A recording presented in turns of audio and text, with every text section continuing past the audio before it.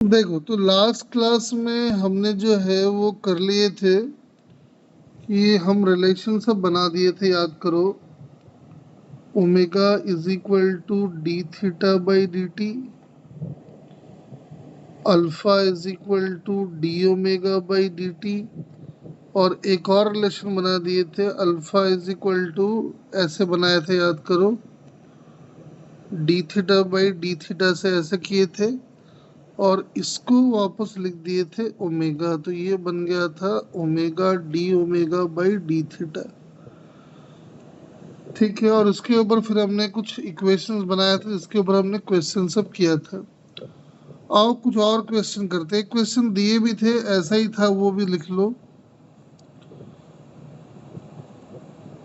Angular displacement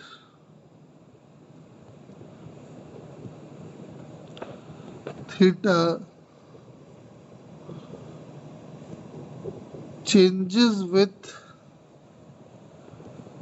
time t as theta is equal to ऐसा।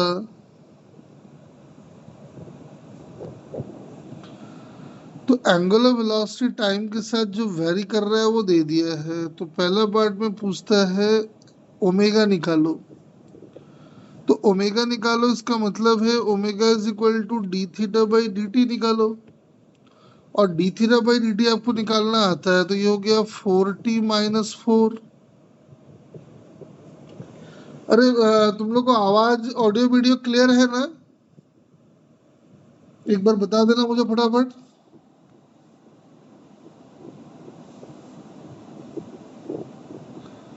ओ एक minute बेटा, एक मिनट, एक मिनट, एक मिनट।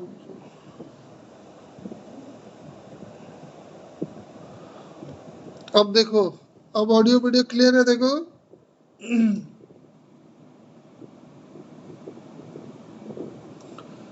अब स्क्रीन दिखाई पड़ रहा है, देखो जरा एक बार बता दो।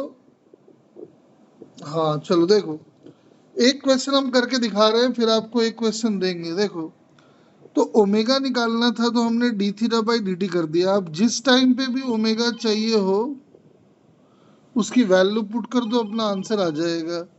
जैसे कि मान लो आपको ओमेगा किसी 1 सेकेंड पे चाहिए तो टी की वैल्यू 1 डाल दो, तो 1 डालते ही 0 आ जाएगा। मान लो आपको 2 सेकंड का ओमेगा चाहिए तो 2 डाल दो तो 4 आ जाएगा। ऐसे हम किसी भी टाइम पे एंगुलर वेलोसिटी निकाल सकते हैं। या कभी कभी आपसे कह सकता है कि बताओ ओमेगा और टाइम के बीच का ग्राफ प्लॉट करो। तो दिखाई पड़ रहा है कि omega is equal to 4t minus 4। तो ये हमारा y है, ये हमारा x है, ये हमारा स्लोप है, और ये हमारा इंटरसेप्ट हो गया। तो पॉजिटिव स्लोप और नेगेटिव इंटरसेप्ट, तो ग्राफ कुछ ऐसा बन जाएगा। तो ये अपने को बता रहा है जैसे जीरो टाइम पे जो ओमेगा होगा वो होगा -4। यहाँ जीरो रखने से देखो आ भी रहा है। ओमेगा जीरो कब होगा? तो 1 सेकंड पे। देखो 1 सेकंड पे ओमेगा की वैल्यू 0 है, और फिर आगे ऐसा बन गया। तो किसी भी टाइम का ओमेगा हम निकाल सकते हैं। ऐसे क्वेश्चन हम लोग काइनेमेटिक्स में करते थे। अब कह रहा है अल्फा बताओ, तो अल्फा की वैल्यू होती है d omega by D t. तो d omega by D t करोगे तो ये 4 आ गया। तो ये टाइम से इंडिपेंडेंट है, किसी टाइम पे भी निकालो अल्फा कांस्टेंट आएगा। कितना आएगा? तो ऐसा आएगा। अल्फा जो है ये रेडियन पर सेकंड स्क्वायर में है। मान लो सी पार्ट में आपसे कह रहा है कि ओमेगा एवरेज निकालो बिटवीन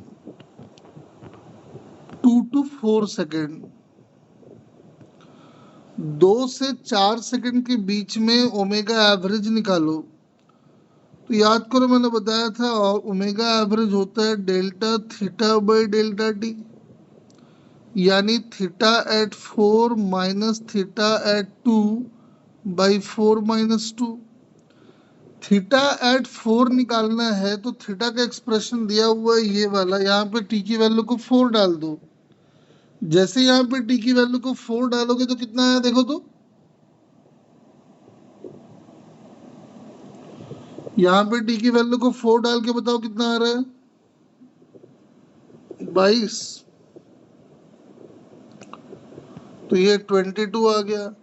थीटा की वैल्यू को 2 डाल के बताओ कितना आएगा,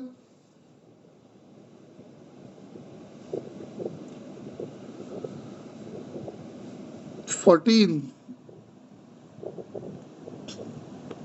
डिवाइडेड बाई 4 माइनस 2। तो ऊपर तो हो गया 8 और नीचे हो गया 2, तो आप देख सकते हो ये आ गया ओमेगा एवरेज आ गया 4 रेडियन पर सेकेंड। और इसमें क्या पूछ सकता है, तो आपको पूछ सकता है कि अल्फा एवरेज की वैल्यू बताओ। तो अल्फा एवरेज होता है delta omega by delta t, मतलब omega final minus omega initial by t final minus t initial. मान लो हमको एवरेज निकालना है बिटवीन 0 to 2 सेकेंड, तो क्या करेंगे देखो, यानी ओमेगा 2, ओमेगा 0 और 2 - 0। ओमेगा का एक्सप्रेशन आपके पास है, 2 सेकेंड का ओमेगा निकाल लो। तो 2 सेकेंड का ओमेगा दिख रहा है, कितना आ रहा है बताओ,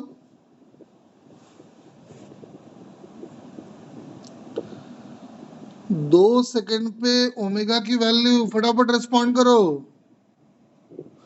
अरे ओमेगा वाले एक्सप्रेशन में डाल दो।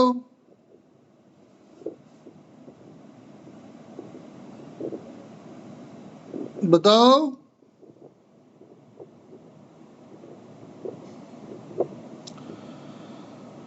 अरे 2 सेकेंड पे ओमेगा चाहिए, तो ओमेगा वाले एक्सप्रेशन में टी की वैल्यू को 2 डाल दो। 2 डालने से दिख रहा है 4 आ गया। एकदम मतलब सुस्त होके पढ़ाई हो रहा है तुम लोगों का, है ना। और 0 टाइम पे ओमेगा निकालोगे तो दिख रहा है -4 आएगा।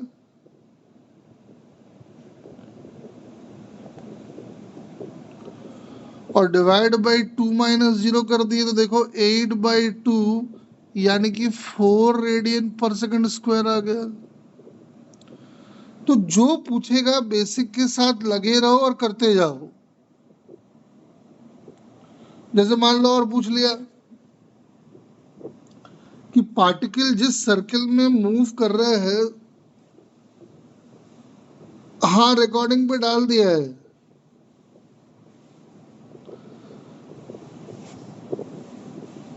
हाँ नहीं नहीं, रिकॉर्डिंग पे डाल दिया है, ठीक है ना, मैं भेज दूंगा वीडियो।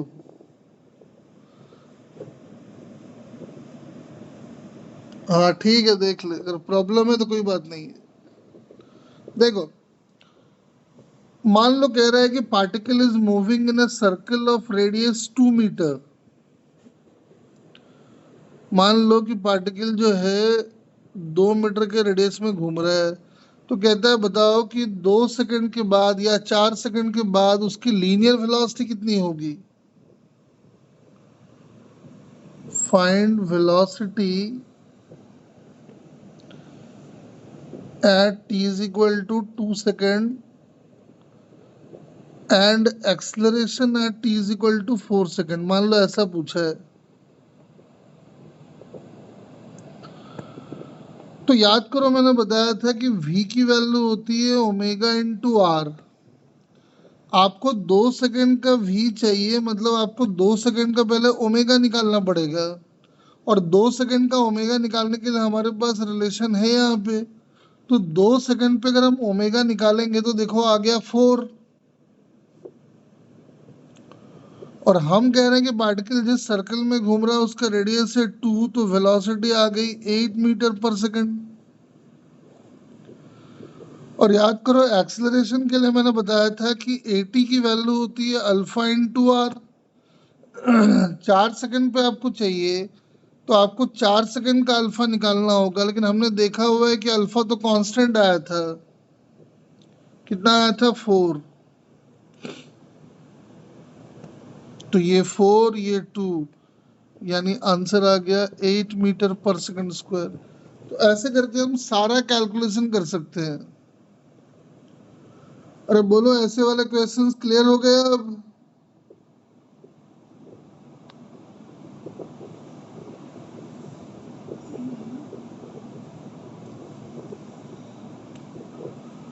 हाँ जी बताओ जल्दी जल्दी।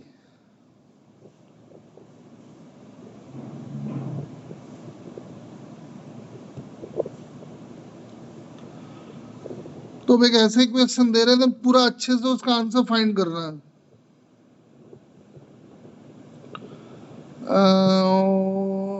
एक मिनट डेटा जरा एडजस्ट कर लेते हैं। थीटा की वैल्यू वेरी कर रही है। एक मिनट पूरा डेटा एडजस्ट करने दो मुझे।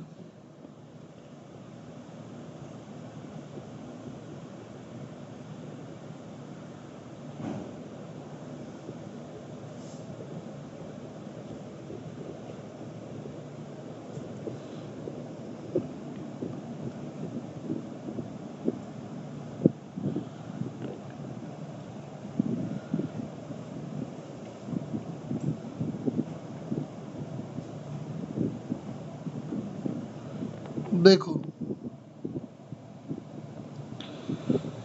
एक बॉडी का एंगुलर डिस्प्लेसमेंट ऐसे बदल रहा है, थीटा की वैल्यू ऐसे बदल रही है। तो अपने को निकालना है omega at T is equal to 2 and 4 second, दूसरा alpha at T is equal to 1 and 3 second,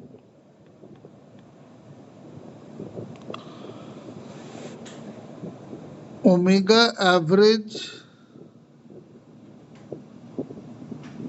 between 0 to 2 second,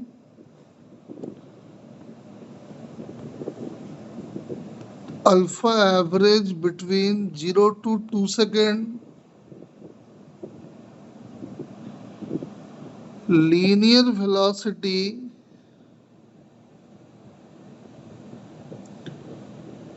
eight 2 second, radius मान लेना कुछ 4 मीटर वाले में घूम रहा है, एटी भी निकाल लेना at T is equal to 1 second,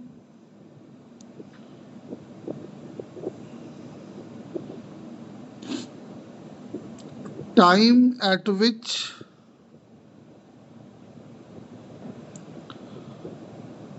angular velocity of the particle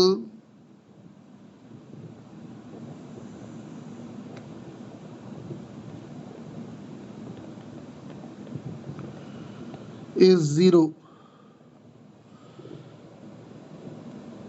और एक और लिख लेते हैं time at which alpha is 0। चलो सारा एक ही क्वेश्चन में सारा जोड़ दिए हैं, फटाफट जरा फाइंड करो।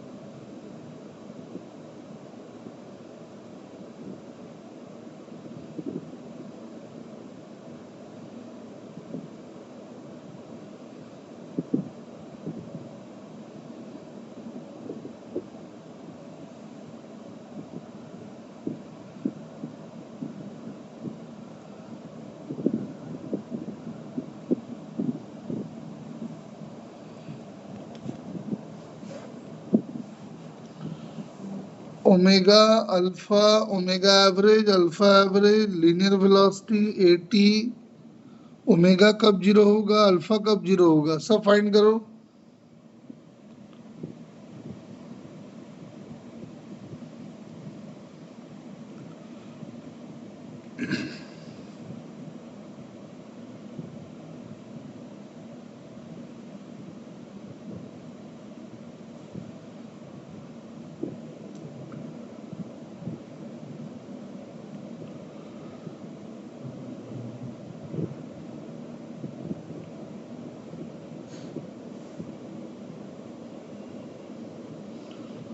फटाफट आ जाए तो बताओ।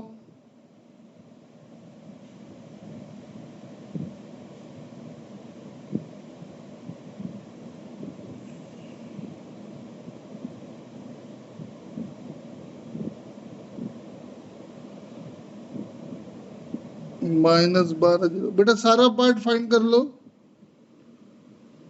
और मुझे बता देना कर लियो, फिर हम सॉल्व करेंगे, आप मैच करना है। सारा पार्ट फाइंड करते जाओ।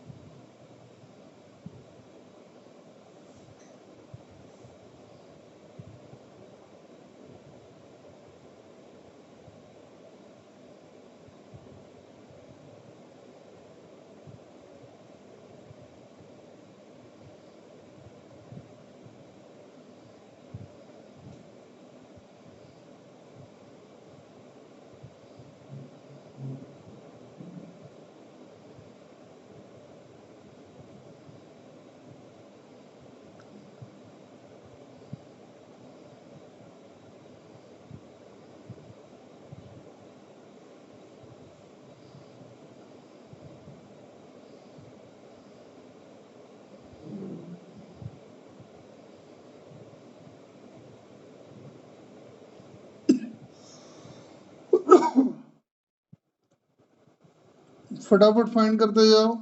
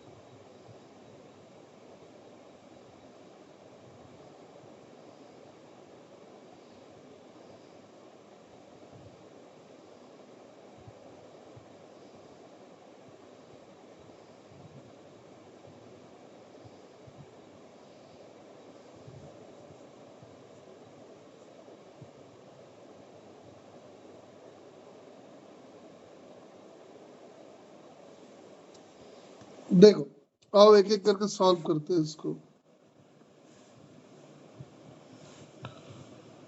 तो सबसे पहले क्या करते हैं, ओमेगा निकालना है तो ओमेगा को लिख लो d theta by D T.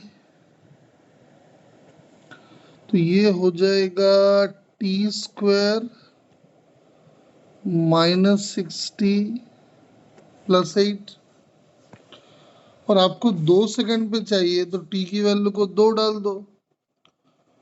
2 डालने से आ जाएगा, देखो तो कितना, 0 आ रहा है शायद, हाँ 0 आ जाएगा पहला पार्ट का आंसर। और जैसे ही 4 डालोगे तो 16 -20, 16 +8, नहीं 2 में 0 आ रहा है, नहीं, हाँ 0 तो आ रहा है। और 4 में कितना आएगा देख, 4 में भी 0 ही आ रहा है। देखो पहला पार्ट सही है, देख लो।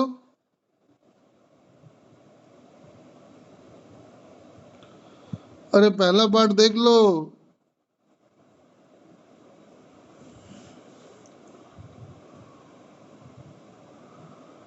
अल्फा अगर निकालोगे तो अल्फा आ जाएगा D omega by D T.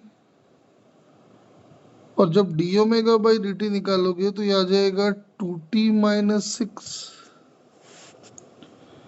1 second पे चाहिए तो देख लो, 1 सेकंड पे ओमेगा जो है वो आ जाएगा -4। और 3 सेकंड पे ओमेगा आ जाएगा 0। कह रहा ओमेगा एवरेज बताओ। तो ओमेगा एवरेज का मतलब है theta at 2 minus theta at 0/2 - 0। 2 second का थीटा निकालने के लिए यहाँ पे टी की वैल्यू को 2 डाल दो।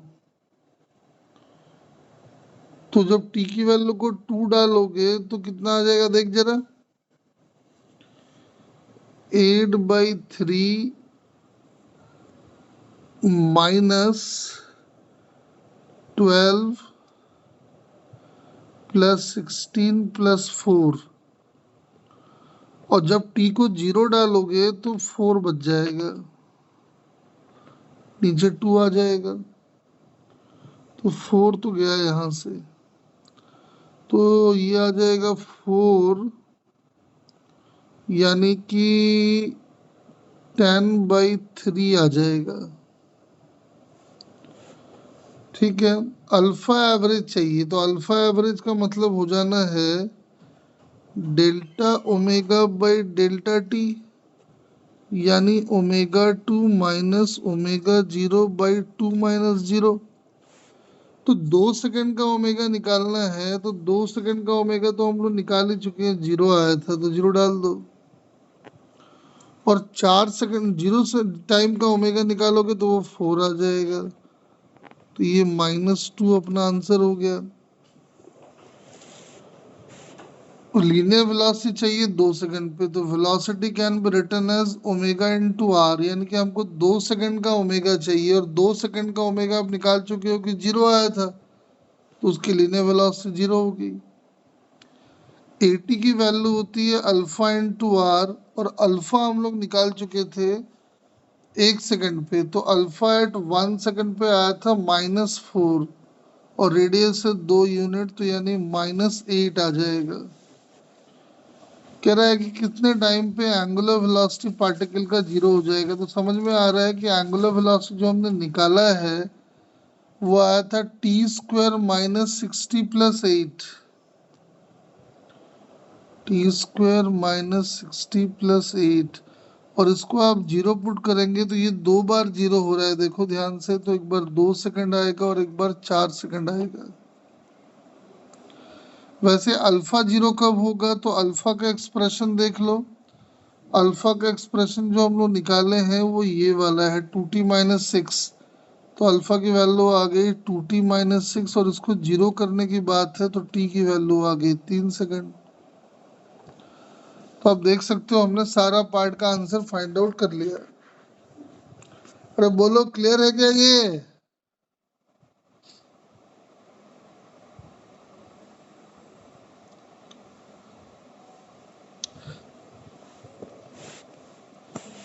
हाँ जी। चलो अब एक कुछ क्वेश्चन और करते हैं इसमें। जैसे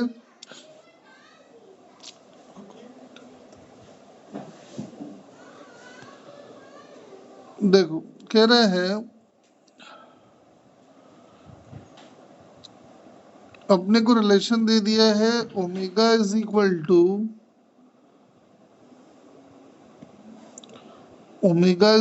टू टू रूट थीटा। मतलब एक बॉडी की एंगुलर वेलोसिटी एंगुलर डिस्प्लेसमेंट के साथ ऐसे जुड़ा हुआ है।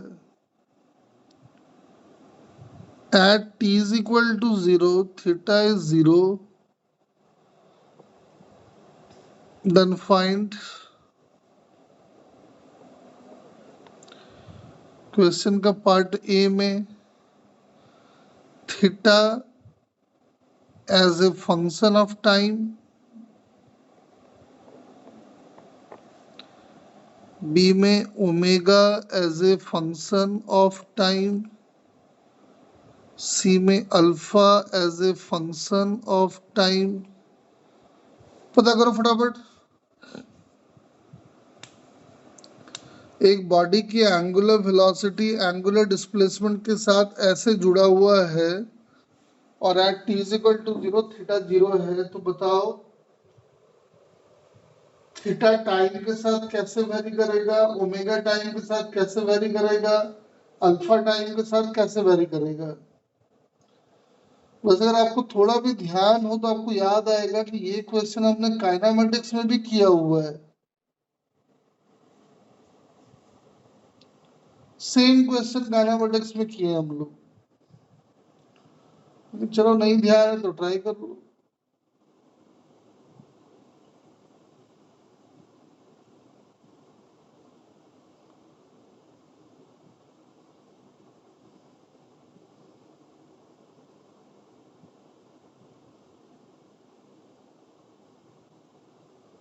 ट्राई करो फटाफट।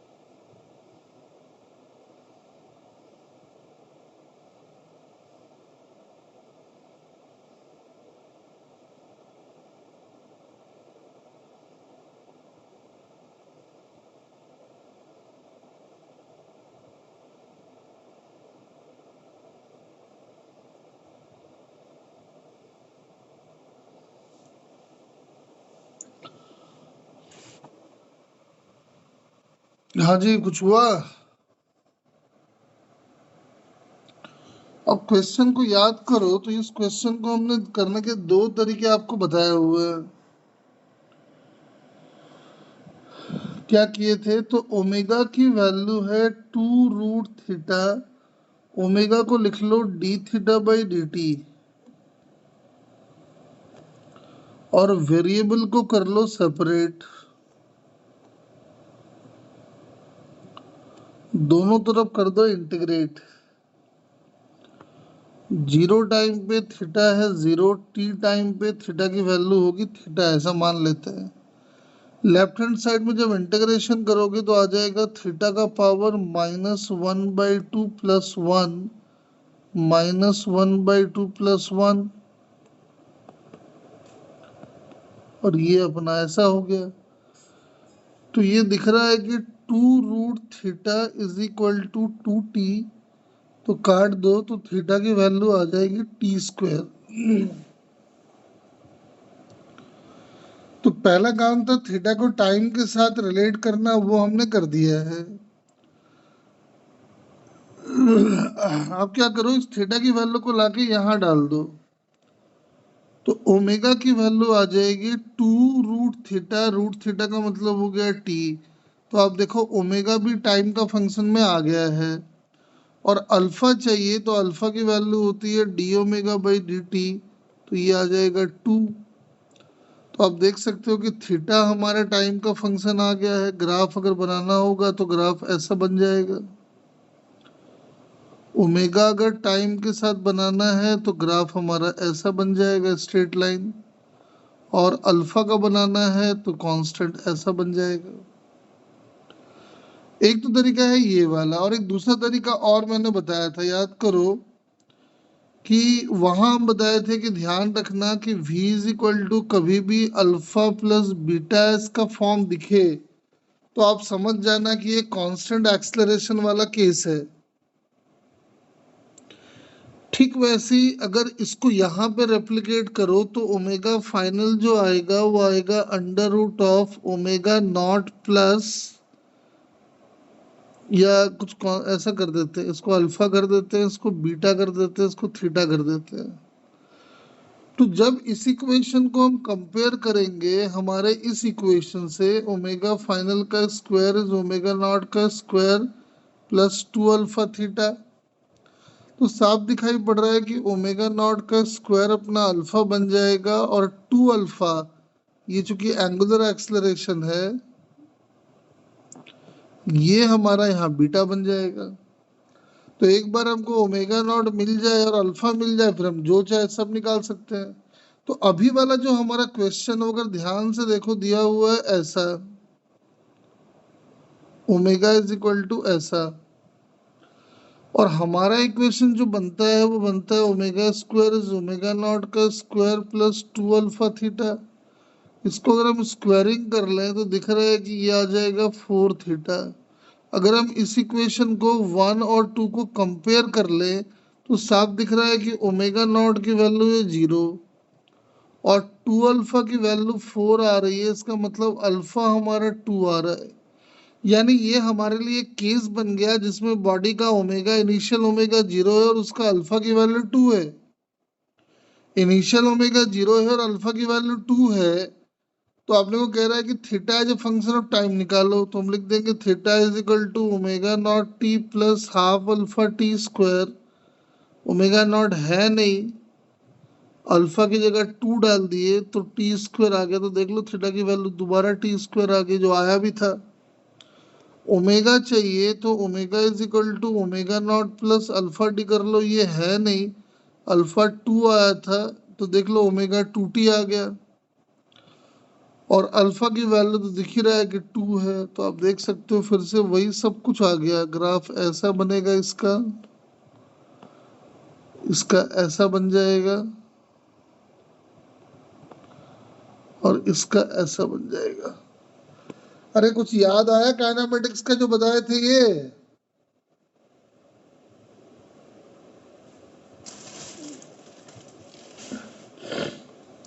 अरे काइनेमेटिक्स में ये फॉर्म बताए थे, कुछ ध्यान आ रहा है?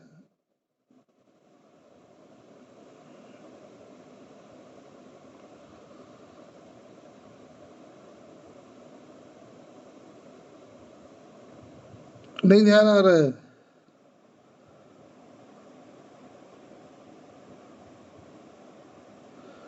सब उसी का तो कॉपी है। चलो एक दो और कराते, आ जाओ। जैसे दे दिया,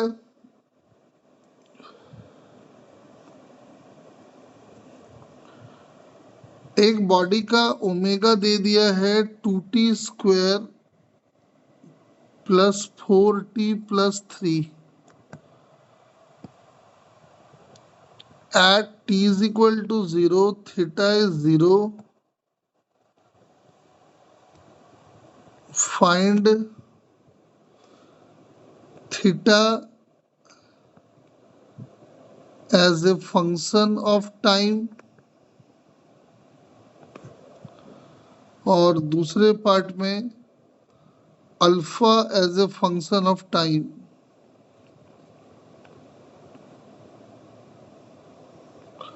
चलो ट्राई करो।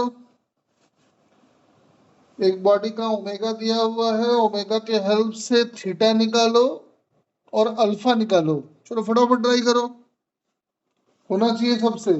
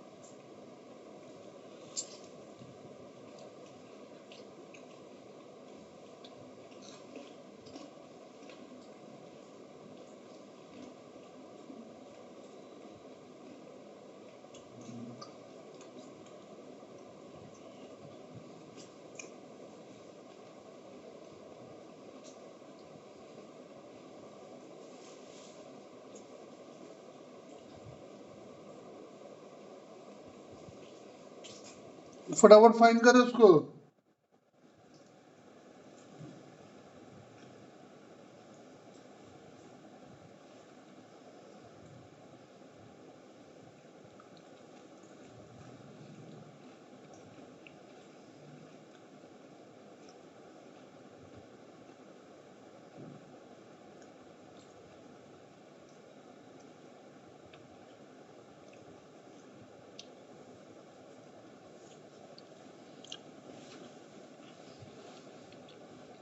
ओमेगा से थीटा निकालो, अल्फा निकालो। सब काइनेमेटिक्स में कर चुके हैं हम लोग ये सब क्वेश्चन।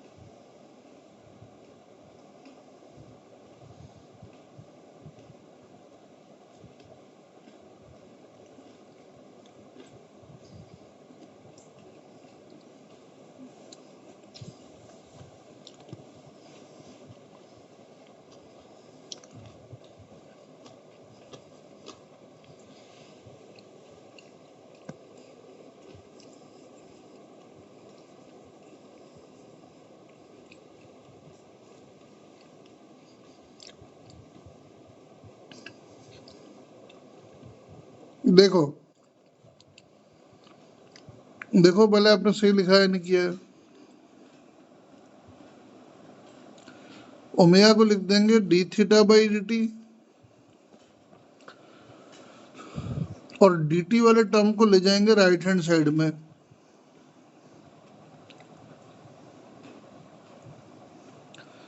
इंटीग्रेशन का माहौल बन गया, देख लो। जीरो टाइम पे जीरो थीटा और टी टाइम पे थीटा की वैल्यू थीटा, यानी थीटा की वैल्यू आ जाएगी 2t³/3 प्लस 4t²/2 प्लस ऐसा, यानी 2/3t³ प्लस ऐसा, थीटा आ गया। तो पहला काम तो पूरा हो गया। अब अल्फा निकालना है, तो भाई अल्फा अगर निकालना है तो अल्फा की वैल्यू होती है d⍵/dt, तो डिफरेंशिएट कर दो, तो ये आ गया 4t+4। तो देखो दोनों काम हमारा हो गया। अरे बताओ, यही किए थे क्या तुम लोग?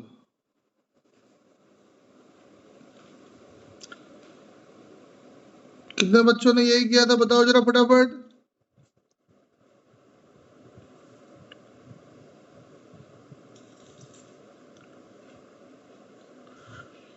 किसी ने नहीं किया ये? प्रभु जी,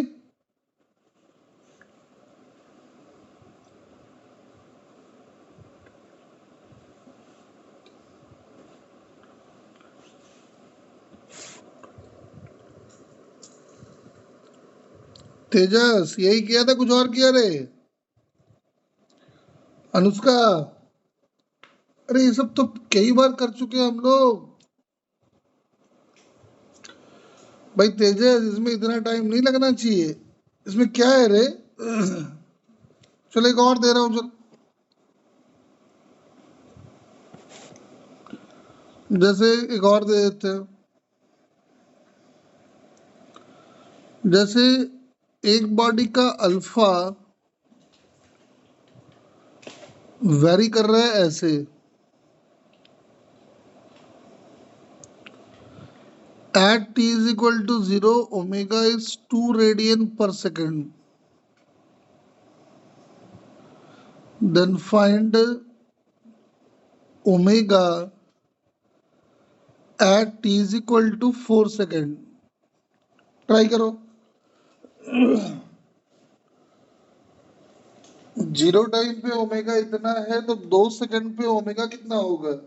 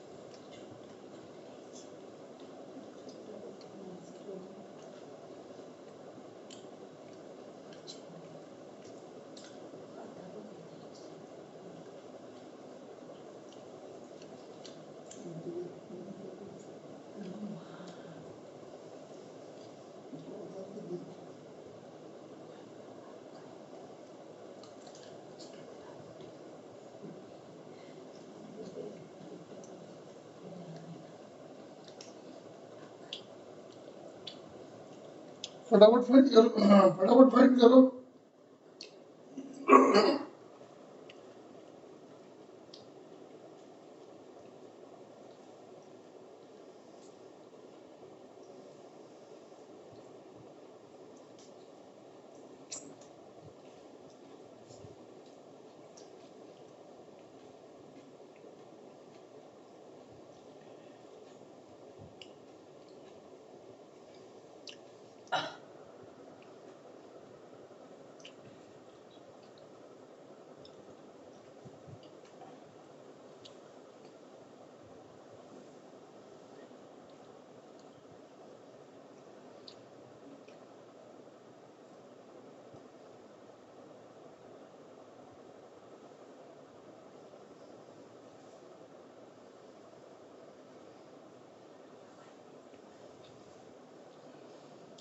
कितना आ रहा है बताओ जरा।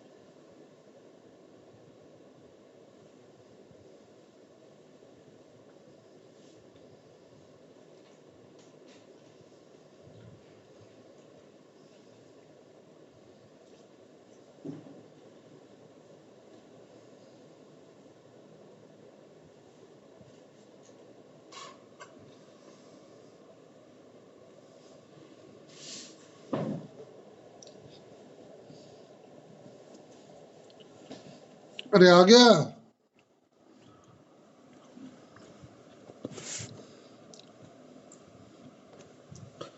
अरे इतना स्लो मोशन में कैसे काम चलेगा रे।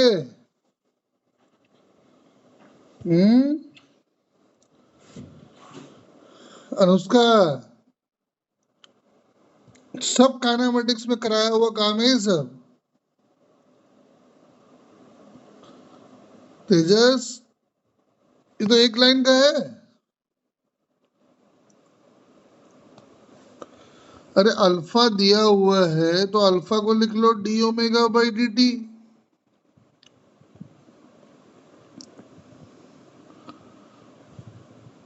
वेरिएबल को सेपरेट कर लो,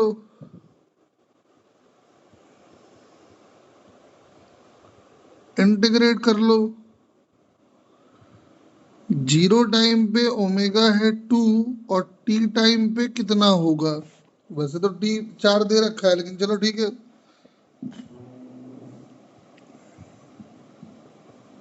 तो ये आ जाएगा,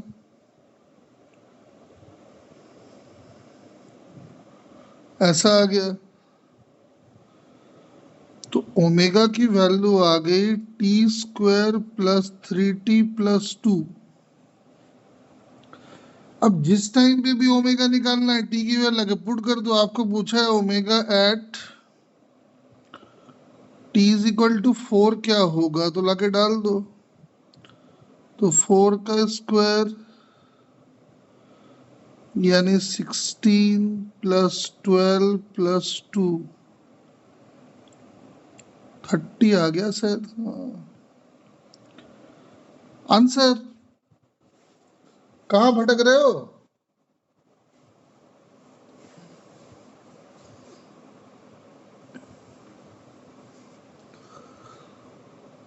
सिंपल सा क्वेश्चन है। चलो एक और देता हूं, फटाफट ट्राई करो।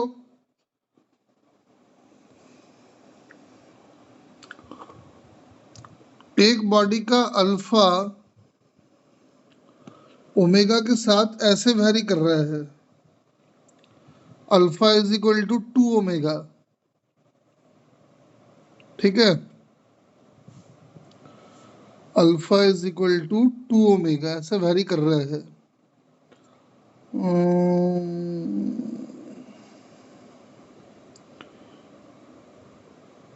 At T is equal to 0 omega is 4 radian per second. Find omega at T is equal to 2 second. पता करो।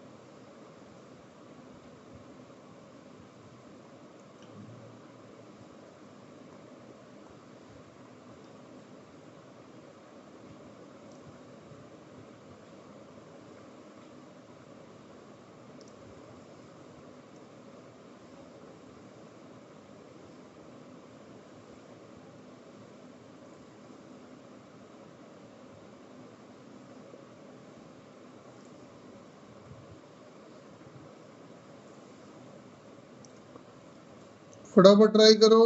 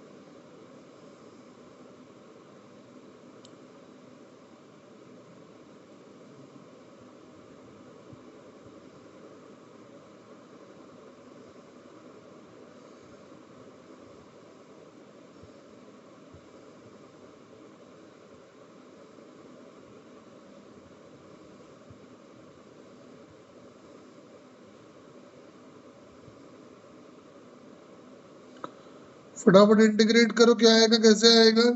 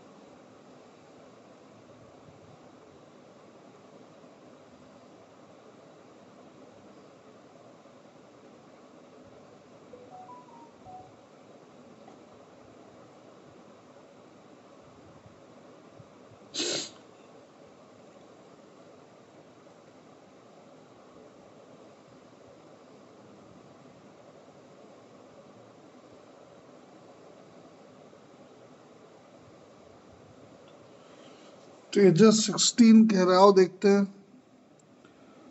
अल्फा को लिखो d omega by D t, तो वेरिएबल को सेपरेट कर लो। D omega by omega is 2 dt को integrate कर दो। जीरो टाइम पे ओमेगा है 4, पहले हम टी के टर्म में निकाल लेते हैं। अगर आपको याद हो कि dx बाई एक्स का इंटीग्रेशन हुआ करता था ln x, तो यहाँ हो जाएगा ln ओमेगा,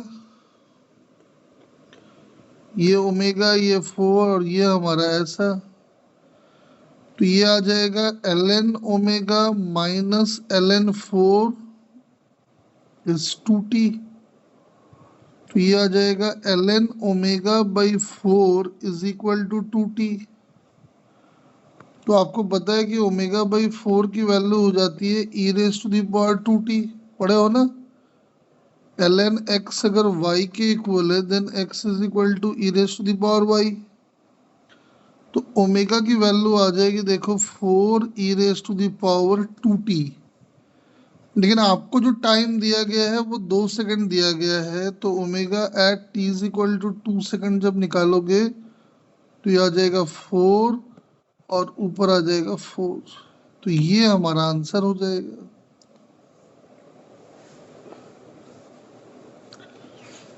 सिंपल सा इंटीग्रेशन करना था, नहीं? चलो एक और कर लेते हैं, आ जाओ।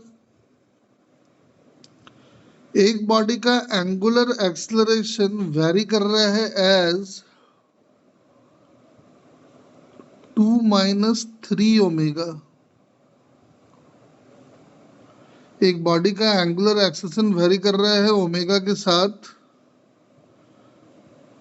Eight t is equal to 0, omega is 0, then find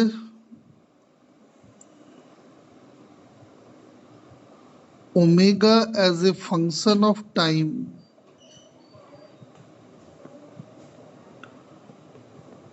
किसी भी टाइम t पे ओमेगा फाइंड आउट करो, ट्राई करो, वेरिएबल अच्छे से सेपरेट करो, इंटीग्रेट ही तो करना है।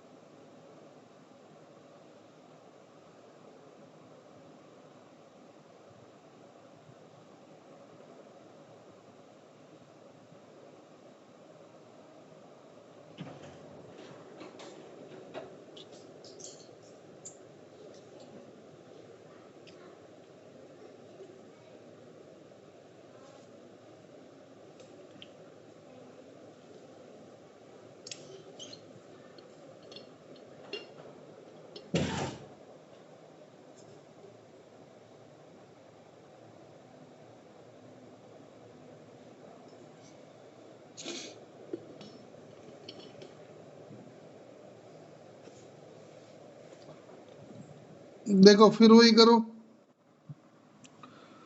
अल्फा को लिख दो D omega by D T,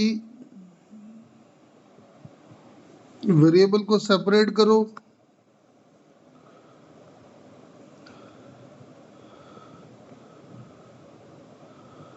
इसको इंटीग्रेट करो। जीरो टाइम पे ओमेगा दिया हुआ है 0, टी टाइम पे ओमेगा निकालना है। तो इंटीग्रेशन समझ में आ रहा है कि आएगा ln2 - 3 ओमेगा, और डिवाइड बाई -3 ओमेगा भी करना होगा। -3 को उधर ले जाते हैं, लिमिट डाल देते हैं, तो ये आ जाएगा ln इतना, और ये ln a minus ln b is ln a by b।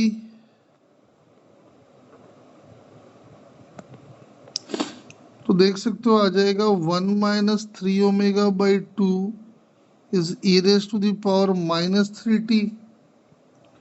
तो ओमेगा की वैल्यू देखोगे आ जाएगा 2/3 into 1 minus E raise to the power ऐसा। तो किसी भी टाइम टी पे ओमेगा अगर निकालना है तो ये ओमेगा आ गया। इसका ग्राफ अगर देखना चाहो तो ग्राफ ऐसा दिखेगा।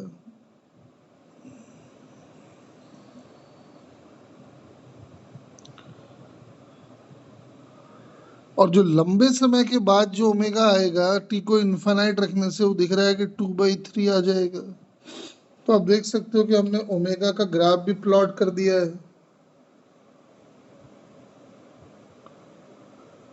कहने का मतलब ये है कि सब हमने पहले भी किया हुआ है सब क्वेश्चन, ऐसा नहीं कि हमने पहले नहीं किया हुआ है, डिट्टो यही सब है। हाँ ग्राफ भी पूछ सकता है, तो ग्राफ बना दिया है, देख ले।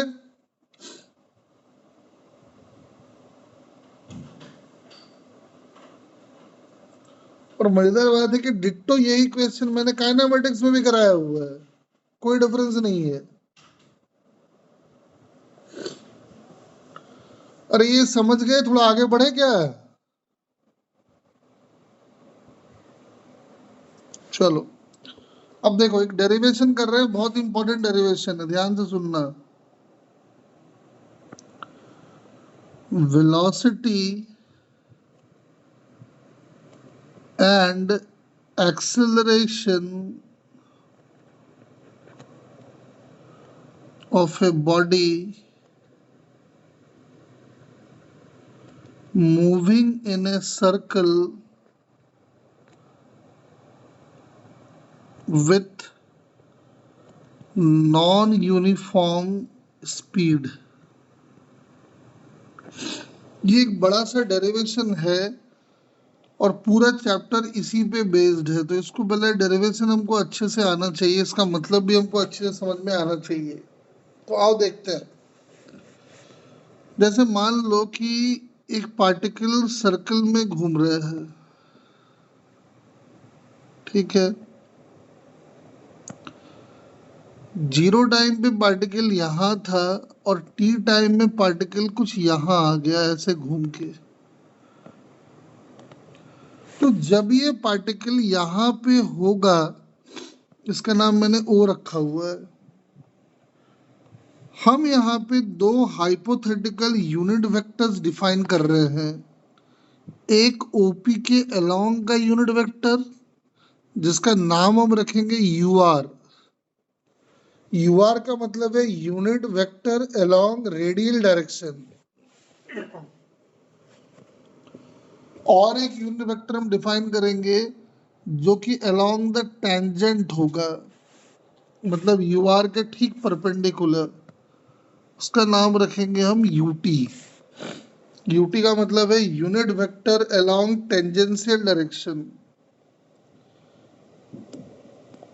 यू आर का मतलब है unit vector along radial direction, और यूटी का मतलब है unit vector along tangential direction. ठीक है, ये दो हम लोग डिफाइन करने वाले हैं। तो कैसे हम लोग ये डिफाइन करेंगे, ध्यान से देखो। याद करो हम लोग वेक्टर में पढ़े थे कि अगर किसी भी वेक्टर के डायरेक्शन में यूनिट वेक्टर चाहिए तो उस वेक्टर में उसी के मॉड से डिवाइड कर दो। तो ध्यान से देखो कि यू आर जो है वो ओपी वेक्टर के अलोंग का यूनिट वेक्टर है। इसका मतलब अगर हमको यू आर चाहिए तो हम ओपी वेक्टर निकाल लेते हैं और बाद में ओपी के मॉड से ही डिवाइड कर देंगे तो मेरा बात बन जाएगा। और ओपी वेक्टर जो है अगर हम इस एंगल का नाम थीटा कर दें तो साफ दिखाई पड़ रहा है कि OP vector can be written as कि ये इसका और इसका रिजल्टेंट है। OP can be written as O A plus AP. और ओ ए का मतलब है अगर रेडियस आर ले लें तो ओपी का मतलब हो जाएगा, देखो तो R cos theta I cap, और ये हो जाएगा R sine theta J cap, और ओपी का मॉड भी आर ही है। तो देखो ओपी हमारा मतलब यू आर वेक्टर हमारा डिफाइन हो गया as cos theta I cap sine theta J cap. ये होता नहीं है, हम लोग डिफाइन कर रहे हैं। आप देखो इसका मॉड निकाल के 1 आ जाएगा। देखो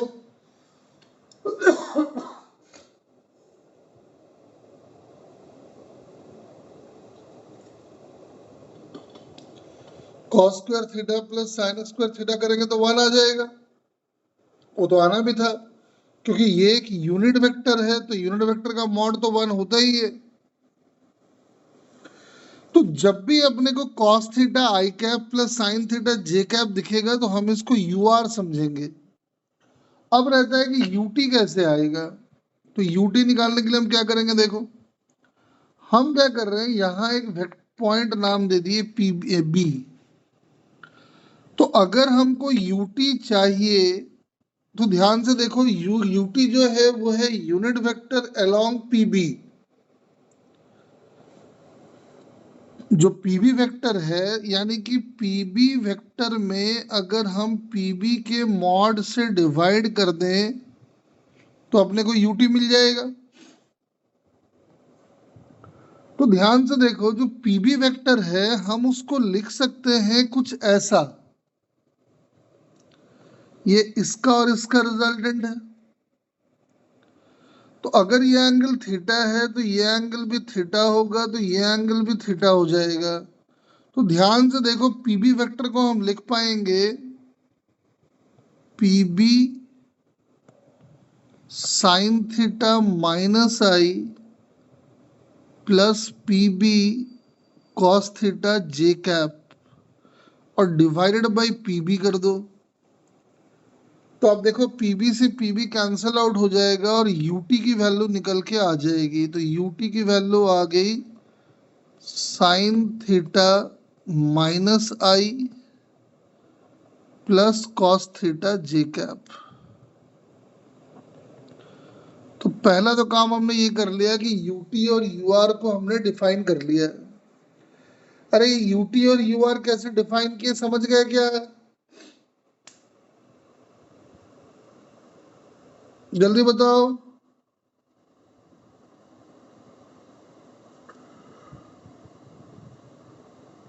हाँ जी बताओ।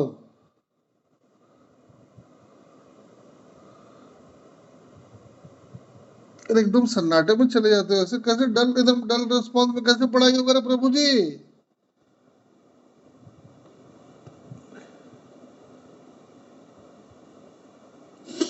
देखो अभी तो 2 काम किए हैं, अभी आगे काम बाकी है, शुरुआत है, बहुत बड़ा डेरिवेशन होता है ये, ध्यान से देखते जाना, आज पूरा करा देंगे डेरिवेशन।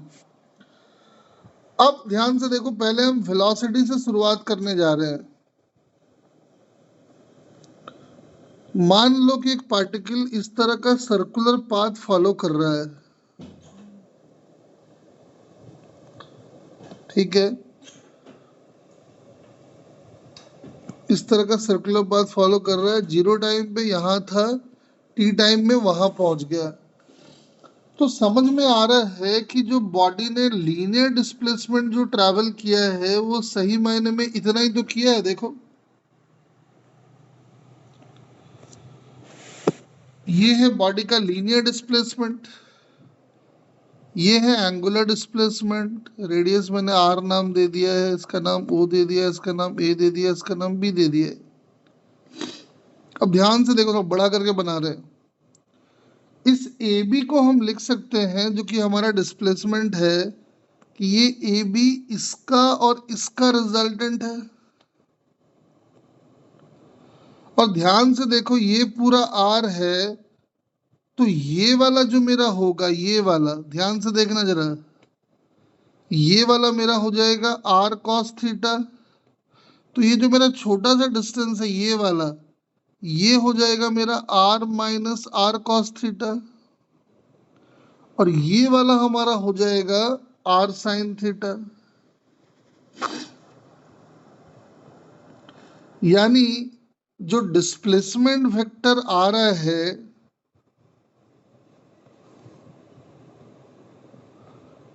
जो डिस्प्लेसमेंट वेक्टर आ रहा है ए बी वेक्टर, या उसको आर वेक्टर लिख लेते हैं, बेटर होगा। उस आर वेक्टर को हम लिख सकते हैं, देखो तो R minus R cos theta minus I plus R sine theta J cap. ये हमने डिस्प्लेसमेंट वेक्टर को लिख दिया है, लेकिन अपने को तो वेलोसिटी वेक्टर चाहिए। तो v अगर हमारा वेलोसिटी वेक्टर है, तो अपने को dr बाई dt करना पड़ेगा। लेकिन दिक्कत क्या है कि यहाँ तो टाइम है ही नहीं, थीटा का फंक्शन है। तो हम इसको ऐसा कर लेंगे, हम कर लेंगे dr by d theta into d theta by D t. और D theta by D t आपका ओमेगा हो जाएगा, तो ओमेगा को अलग से लिख लो। अब हम करने वाले हैं आर को थीटा के रेस्पेक्ट में डिफरेंशिएट। तो क्या आएगा देख ध्यान से, तो जब डिफरेंशिएट करोगे तो पहला टर्म ये मिलेगा, तो इसमें आर का डेरिवेटिव करोगे तो जीरो आ जाएगा, देखते जाना थोड़ा। और यहाँ जब डेरिवेटिव करोगे थीटा के रिस्पेक्ट में, तो आर आ जाएगा कॉमन, और कॉस का डेरिवेटिव हो जाएगा माइनस साइन। तो ये हो जाएगा माइनस माइनस प्लस, और ये हो जाएगा आर साइन थीटा, और माइनस आई तो है ही, प्लस इधर आ जाओ, आर कॉमन लिए, साइन थीटा का डेरिवेटिव हो गया कॉस थीटा कर दिए, और डायरेक्शन है जे कैप। अब ध्यान से देखो तो देखने से साफ लग रहा है कि यहां से हम ओमेगा और आर कॉमन ले लेते हैं। ओमेगा आर जैसे ही कॉमन लेंगे तो ये आएगा sine theta minus I plus cos theta J cap. ध्यान से देखो तो ये कुछ है, क्या है ये,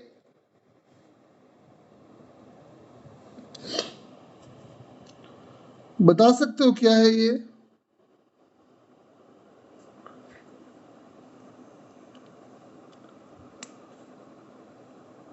sine theta minus I plus cos theta J cap. अगर ध्यान से देखो तो यही तो यूटी है। यानी कि वेलोसिटी वेक्टर जो आ रहा है वो आ रहा है omega R in the direction of UT. वो तो होना भी था। यानी जब भी कोई बॉडी एक सर्कल में घूमेगा तो उसकी वेलोसिटी होगी ओमेगा इंटू आर, और यूटी का मतलब उसका डायरेक्शन होगा अलोंग द टेंजेंट। वो तो होता ही है। यानी कोई भी बॉडी अगर सर्कल में घूम रहा है तो उसकी वेलोसिटी होगी ओमेगा आर, और डायरेक्शन होगा अलोंग द टेंजेंट। बोलो क्लियर है ये बात? हाँ जी।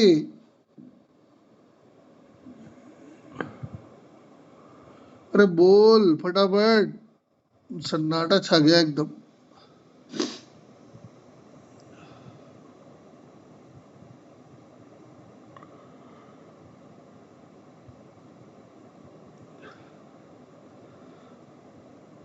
अरे बोल, सही है ये, यहाँ तक क्लियर है? अरे यार, ऐसे पढ़ोगे तो फिर कैसे पढ़ाई होगा?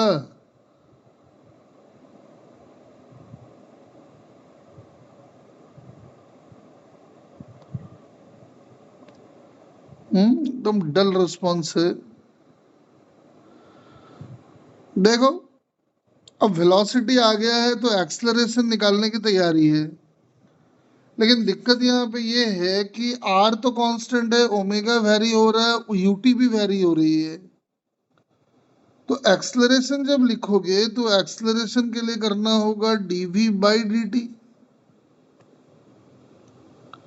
तो आर को तो कर लो कांस्टेंट, ओमेगा का डेरिवेटिव आएगा इनटू यूटी, चेन रूल लगा रहे हैं, और ओमेगा कांस्टेंट तो फिर यूटी का डेरिवेटिव आएगा, लेकिन वो टाइम के रेस्पेक्ट में आएगा, लेकिन यूटी खुद थीटा के फॉर्म में है। अब D omega by D T आपको पता है कि अल्फा होता है, तो एक तो समझ में आ गया कि ये अल्फा इंटू आर और डायरेक्शन हो गया यूटी, ये हो गया ओमेगा इंटू आर। अब जरा यूटी को ध्यान से देखो, यूटी मेरा आया था sine theta minus I plus cos theta J cap, और इसको हम क्या कर रहे हैं, डी थीटा से डिवाइड और D theta by D T से मल्टीप्लाई। अल्टीमेटली जो था वही आ जाएगा, देख लो। यानी ये बन गया अल्फा आर यू टी, और D theta by D T omega हो गया, तो ये बन गया ओमेगा स्क्वायर आर। अब डेरिवेटिव करेंगे तो साइन का डेरिवेटिव हो जाना है कॉस, तो कॉस थीटा माइनस आई, और कॉस का हो जाना है माइनस साइन, तो minus sign theta J cap. अगले स्टेप में लिख लो यू, ये अल्फा आर यू टी, और इसको लिख दो ओमेगा स्क्वायर आर, और इसको लिखो cos theta I cap plus sign theta J cap, और एक माइनस साइन भी यहां लगा लो। अगर ध्यान से देखो तो ये जो क्वांटिटी आ रहा है ये यू आर है, देखो। इसका मतलब ये है कि जब हम इसको लाके यहाँ पुट करेंगे तो ये आ गया alpha R in the direction of U T, और ये आ गया omega square R in the direction of minus U R. अब ये बता क्या रहा है, ये आपको बता रहा है कि जब भी कोई बॉडी सर्कल में घूमेगा विथ वेरिएबल स्पीड, तो बॉडी को हमेशा दो कंपोनेंट ऑफ एक्सेलरेशन होंगे, एक अलोंग द टेंजेंट और एक अलोंग द यूआर के अपोजिट, मतलब टुवर्ड द सेंटर। यानी एक एक्सेलरेशन आ रहा है इधर जिसकी वैल्यू है ओमेगा स्क्वायर आर, और एक एक्सेलरेशन आ रहा है इधर जिसकी वैल्यू है अल्फा इंटू आर। इसका मतलब अगर आपको नेट एक्सेलरेशन चाहिए तो आपको दोनों का रिजल्टेंट लेना पड़ेगा, जो कि इधर कहीं आएगा।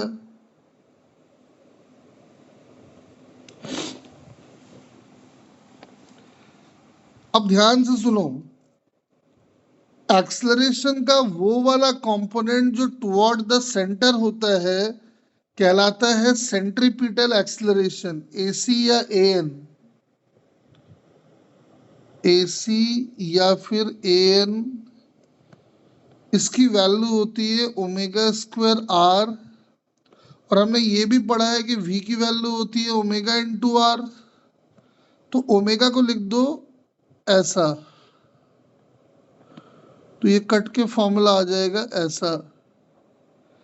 यानी सेंट्रीपिटल एक्सेलरेशन का कुल मिला के दो फॉर्मूला बन गया, एक ओमेगा स्क्वायर आर, दूसरा v square by R. Centripetal acceleration is always directed towards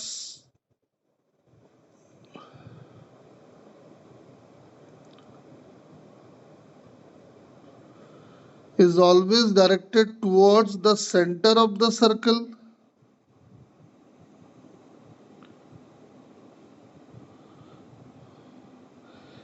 इसीलिए इस एक्सेलरेशन को हम लोग, that's why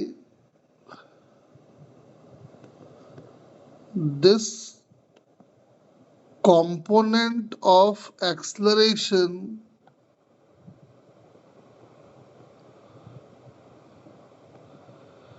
is called centripetal or normal acceleration. ठीक है, पहले तो ये ध्यान रखो, लेकिन एक बात जरा ध्यान से देखो और सोचो,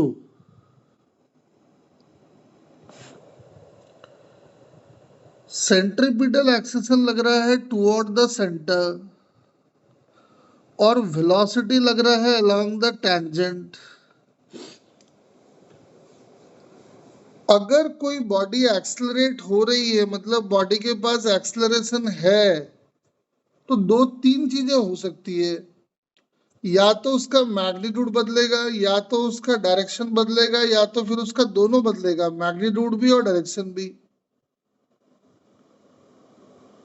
लेकिन ध्यान से देखो तो सेंट्रीपिटल एक्सेशन जो है वो वेलोसिटी के ठीक परपेंडिकुलर है, यानी सेंट्रीपिटल एक्सेलरेशन का कंपोनेंट अलोंग द वेलोसिटी निकालेंगे तो वो जीरो आएगा। यानी सेंट्रीपिटल एक्सेलरेशन ना तो वेलोसिटी के मॉड को बढ़ा सकता है, ना ही वेलोसिटी के मॉड को घटा सकता है। लेकिन चूंकि ये एक्सेलरेशन है, इसका मतलब सेंट्रीपिटल एक्सेलरेशन का काम क्या होता होगा, वो वेलोसिटी के मॉड को घटा बढ़ा सकता नहीं है, लेकिन वो बॉडी को एक्सेलरेट करा रहा है, यानी सेंट्रीपिटल एक्सेलरेशन का काम क्या होगा,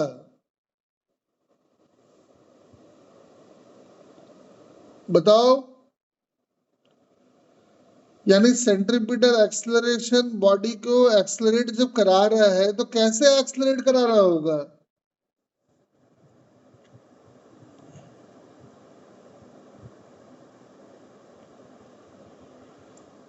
अरे बॉडी अगर एक्सेलरेट हो रही है और इसका मतलब ये है कि भाई बॉडी या तो वेलोसिटी का मॉड में बदलाव आएगा या तो डायरेक्शन में बदलाव आएगा। डायरेक्शन में बदलाव सेंट्रीपिटल एक्सेलरेशन ला नहीं सकता है, क्योंकि वो हमेशा वेलोसिटी के परपेंडिकुलर है।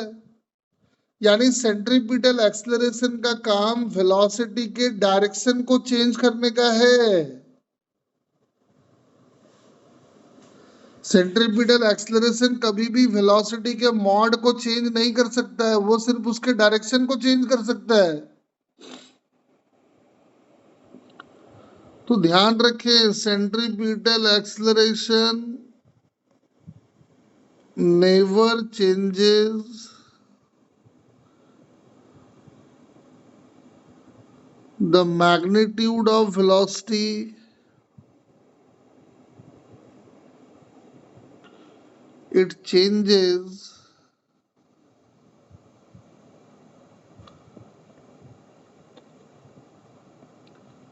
the direction of velocity। हमेशा याद रखिए कि सेंट्रीपिटल एक्सेलरेशन जो है वो वेलोसिटी के मॉड को तो बदल नहीं सकता है, इसका मतलब पक्का वो उसके डायरेक्शन को बदलने का काम करता होगा। अब दूसरे एक्सेलरेशन पे आओ। एक्सेलरेशन का वो वाला कंपोनेंट जो कि टेंजेंट के अलोंग आता है, इधर जो कि आया था अल्फा इंटू आर, उसको हमने नाम दिया था एटी। तो एक्सेलरेशन का वो वाला कंपोनेंट जो कि टेंजेंट के अलोंग एक्ट करता है, this acceleration is called tangential acceleration.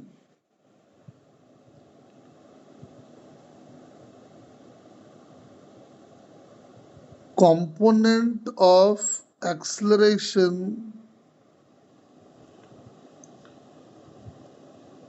which acts along the tangent is called tangential acceleration. अब एक बात ध्यान दो, तो टेंजेंशियल एक्सलरेशन और वेलोसिटी दोनों सेम डायरेक्शन में भी हो सकते हैं और अपोजिट डायरेक्शन में भी हो सकते हैं।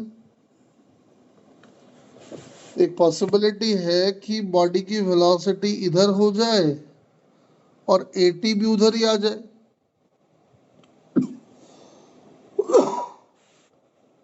और एक पॉसिबिलिटी है कि बॉडी की वेलोसिटी तो अलोंग द टेंजेंट होगी ही होगी और एटी भी अलोंग द टेंजेंट होगा, वो इधर हो जाए। साफ समझ में आ रहा है कि अगर v और at सेम डायरेक्शन में हुआ तो पार्टिकल की स्पीड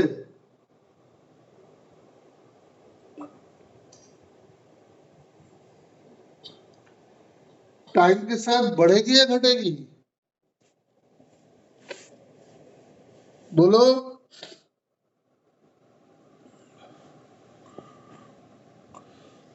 अगर v और at सेम डायरेक्शन में हुआ तो वेलोसिटी का मॉड मतलब स्पीड बढ़ेगा या घटेगा? रिस्पॉन्ड करो।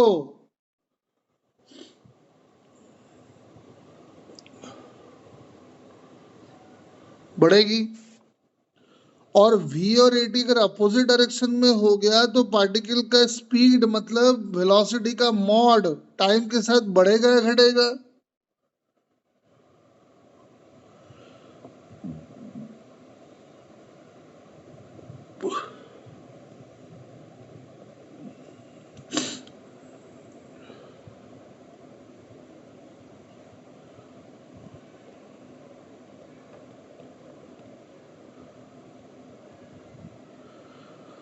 तो मुझे एक बात बताओ, सेंट्रीपिटल एक्सलरेशन वेलोसिटी के मॉड को चेंज नहीं कर सकता है, वो डायरेक्शन को चेंज करके बॉडी को एक्सलरेट करा रहा है। लेकिन टेंजेंशियल एक्सलरेशन वो वेलोसिटी के मॉड को बदल के उसको एक्सलरेट करा रहा है। यानी स्पीड में बदलाव के लिए रिस्पॉन्सिबल कौन है, टेंजेंशियल एक्सलरेशन या नॉर्मल एक्सेलरेशन?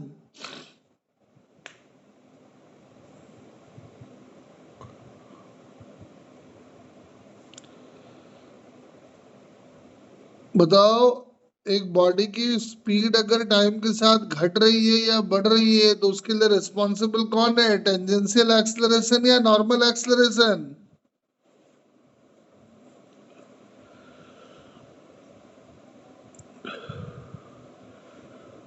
नहीं तेजस, अभी सिखाए थे ना। नॉर्मल एक्सलरेशन क्या करता है, मॉड को बदलता है, डायरेक्शन को बदलता है।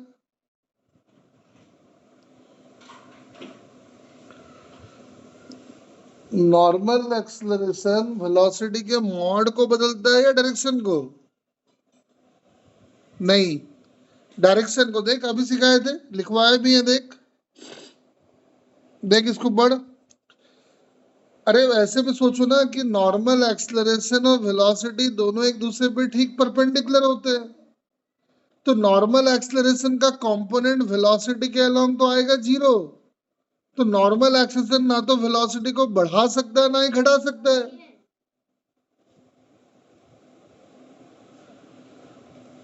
यानी वेलोसिटी को घटाने या बढ़ाने का जो भी काम है वो टेंजेंशियल एक्सलरेशन का है। देखो बड़ा अच्छा समझ सिस्टम है। टेंजेंशियल एक्सलरेशन उसके मॉड को बदलेगा, नॉर्मल एक्सलरेशन उसके डायरेक्शन को बदलेगा।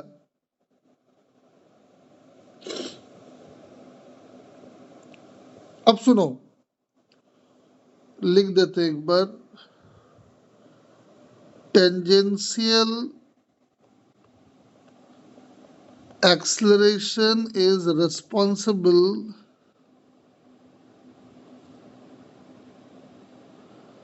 For change in magnitude of velocity।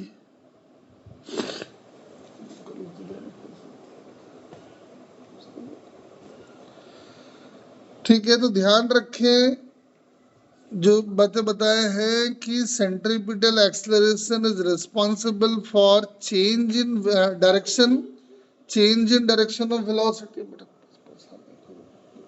जाओ, जाओ, जाओ, पढ़ाना बंद करो, बंद करो। और दूसरा, tangential acceleration is responsible for change in magnitude of velocity. Magnitude अगर बढ़ रही है इसका मतलब v और at सेम डायरेक्शन में है, घट रही है इसका मतलब दोनों अपोजिट डायरेक्शन में है। लेकिन वेलोसिटी ना घट रही है ना बढ़ रही है, इसका मतलब क्या हुआ?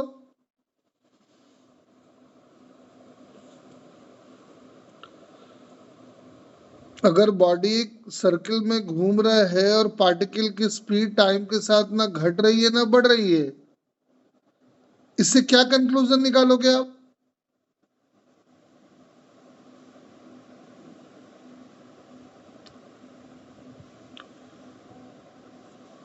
स्पीड तो कांस्टेंट है, एटी के बारे में क्या कह सकते हो?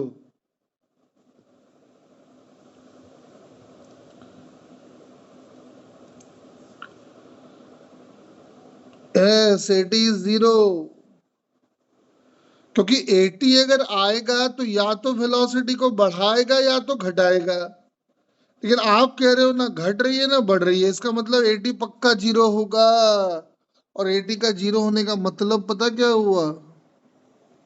अगर एटी जीरो है तो बॉडी की स्पीड कांस्टेंट होगी, और इस तरह के मोशन को हम लोग कहते हैं यूनिफॉर्म सर्कुलर मोशन। अब यूनिफॉर्म सर्कुलर मोशन में बड़ा इंटरेस्टिंग बात होता है। कैसे इंटरेस्टिंग बात होता है, सुन जरा ध्यान से। अब यूनिफॉर्म सर्कुलर मोशन में एन की वैल्यू होती है v² by R. R constant, V constant, मतलब एन का मॉड कांस्टेंट है, वेरिएबल।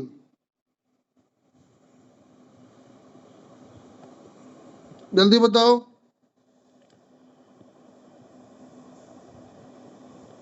अगर यूनिफॉर्म सर्कुलर मोशन हो रहा है तो एन की वैल्यू जो कि v² बाई आर है, वो एन कांस्टेंट है, वेरिएबल है?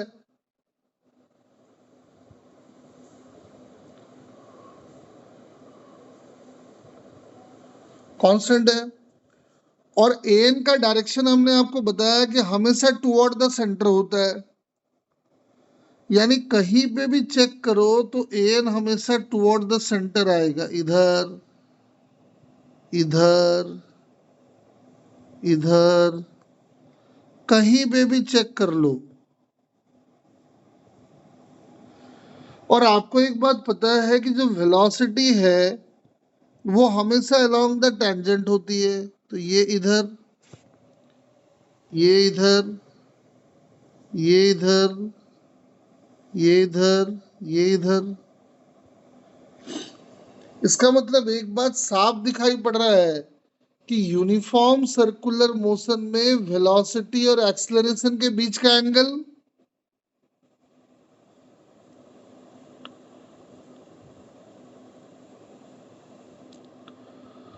बताओ, यूनिफॉर्म सर्कुलर मोशन में वेलोसिटी और एक्सेलरेशन के बीच का एंगल कितना है? देखो फटाफट। यस, 90। देखो बड़ा अच्छा बात है, यूनिफॉर्म सर्कुलर मोशन अपने आप में बहुत इंपॉर्टेंट है। कैसे इंपॉर्टेंट है देखो, हम लिख के दिखाते हैं आपको। यूनिफॉर्म सर्कुलर मोशन में v का मॉड कांस्टेंट, लेकिन v का मॉड तो कांस्टेंट है, लेकिन v क्या है, कांस्टेंट है, वेरिएबल है?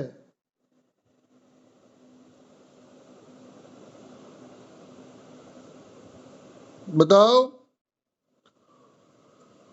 यूनिफॉर्म सर्कुलर मोशन में v का मॉड तो कांस्टेंट है, लेकिन वेलोसिटी वेक्टर कांस्टेंट है या वेरिएबल है? देखो ध्यान से।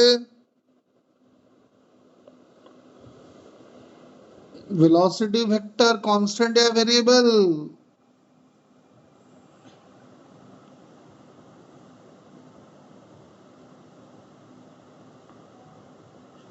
हाँ, तो डायरेक्शन चेंज हो रही है तो वेलोसिटी कांस्टेंट हुआ है, वेरिएबल वेरिएबल। बड़ा अच्छा एग्जांपल है। कई बार आपको आपसे पूछेगा, बताओ ऐसा पॉसिबल है कि स्पीड कांस्टेंट है लेकिन वेलोसिटी वेरिएबल है? देख लो, बड़ा अच्छा एग्जांपल है। और देखो, एक्सलरेशन का मॉड, क्योंकि यहाँ पे सिर्फ एक ही एक्सलरेशन होगा ए एन, और ए एन की वैल्यू होती है वी स्क्वायर बाई आर, तो ए एन का जो मॉड आएगा वो कांस्टेंट है, वेरिएबल है? यूनिफॉर्म सर्कुलर मोशन में एक्सलरेशन का मॉड कांस्टेंट है, वेरिएबल?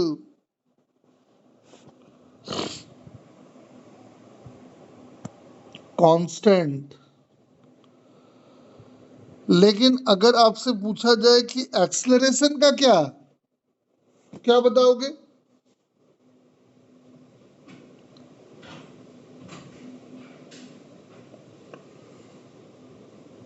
एक्सलरेशन कांस्टेंट है, वेरिएबल?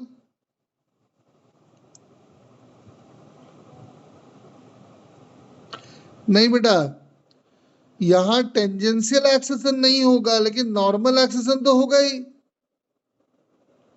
और नॉर्मल एक्सेशन हमेशा टुवर्ड द सेंटर है। तो यहाँ देख, एन जो है उसका डायरेक्शन है माइनस आई, यहाँ है माइनस जे, यहाँ है प्लस आई, यहाँ है प्लस जे। टेंजेंशियल है नहीं, जो भी है वो नॉर्मल वाला है और उसकी डायरेक्शन लगातार चेंज हो रही है। तो ए वेक्टर को क्या बोलोगे, कांस्टेंट है, वेरिएबल है?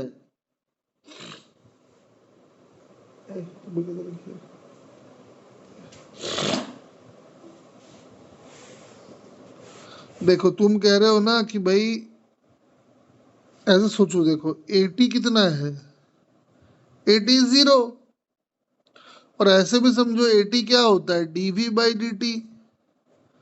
वेलोसिटी का मॉड नहीं बदल रहा है, इसका मतलब ये जीरो हो गया। यानी टेंजेंशियल एक्सेलरेशन नहीं है, केवल नॉर्मल एक्सेलरेशन है, लेकिन उसका डायरेक्शन लगातार चेंज हो रहा है, तो ये भी वेरिएबल हो गया। एटी की वैल्यू जीरो हो गई। ठीक है, एक बात और देखो, जो इस बॉडी का ओमेगा आएगा, ओमेगा इस बॉडी के, जो भी इस बॉडी का ओमेगा आएगा, समझ में आ रहा है कि इसकी प्लेन के ठीक परपेंडिकुलर, मतलब अपवर्ड डायरेक्शन में होगा।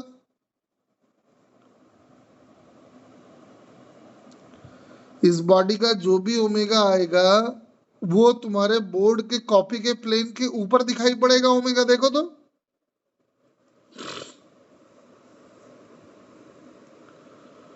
जो इस बॉडी का ओमेगा आएगा वो कॉपी के प्लेन के ऊपर होगा, तो ध्यान से देखो। अगर आपसे कोई पूछ ले ओमेगा डॉट वी कितना होगा, तो क्या बताओगे? ओमेगा डॉट ए क्या होगा, अब क्या बताओगे?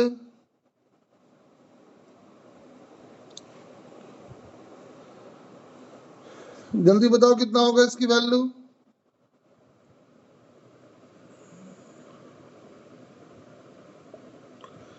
यूनिफॉर्म सर्कुलर मोशन में ओमेगा डॉट वी की वैल्यू जीरो। बिल्कुल सही जवाब। ओमेगा डॉट ए की वैल्यू,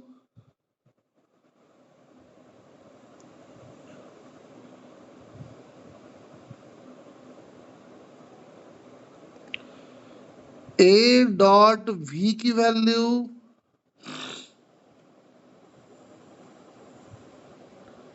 ए डॉट वी की वैल्यू, भाई सीधी सी बात है, ओमेगा तो कॉपी के प्लेन के परपेंडिकुलर है, और वी और ए सब कॉपी के प्लेन में है, तो ओमेगा का किसी के साथ भी डॉट लोगे तो वो जीरो ही आएगा। बोलो हाँ कि ना? अब एक चीज और देखो, ये तो हो गया यूनिफॉर्म सर्कुलर मोशन।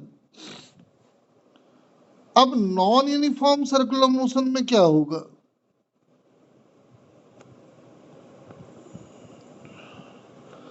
तो जब हम बात करते हैं नॉन यूनिफॉर्म सर्कुलर मोशन, मतलब एक बात है कि इसका जो स्पीड आएगा वो कांस्टेंट नहीं होगा, स्पीड लगातार वेरी कर रही होगी, या तो बढ़ेगा या तो घटेगा। आओ चेक कर लेते हैं।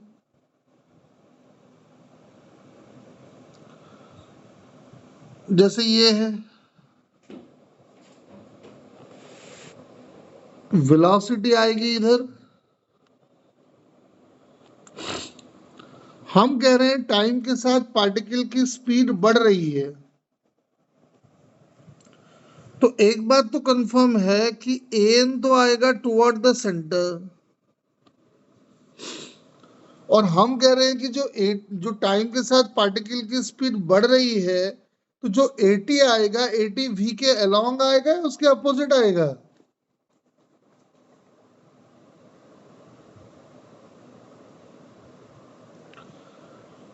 अगर पार्टिकल की स्पीड टाइम के साथ बढ़ रही है, तो जो एटी आएगा वो वी के अलोंग आएगा या उसके अपोजिट आएगा?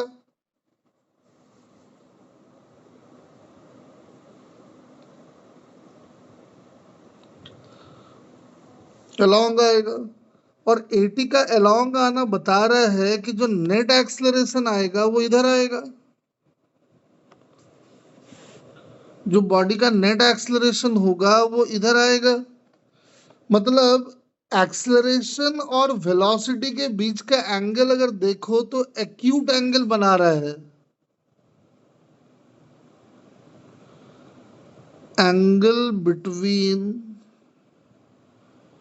Velocity and acceleration is acute. अब एक चीज और देखो, एक केस और ले लेते हैं। पार्टिकल की वेलोसिटी है इधर, और टाइम के साथ पार्टिकल की स्पीड घट रही है। तो स्पीड अगर घट रही है तो एक बात कंफर्म है कि एन तो आएगा इधर, और एटी जो आएगा वो वेलोसिटी के ठीक अपोजिट आएगा। इसका मतलब जो नेट एक्सलरेशन आएगा वो आएगा इधर।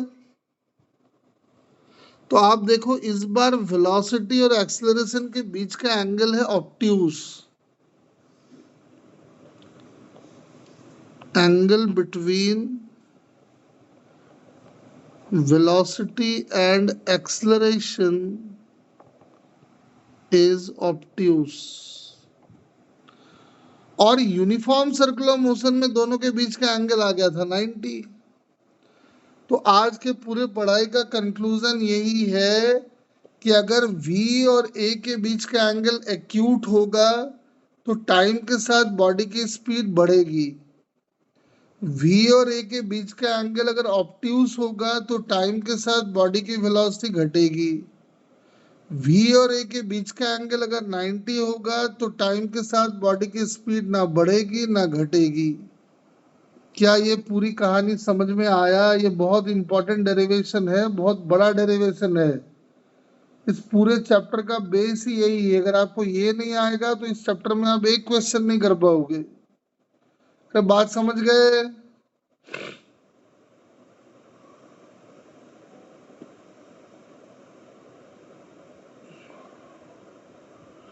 अरे समझ गए क्या कहानी इसकी?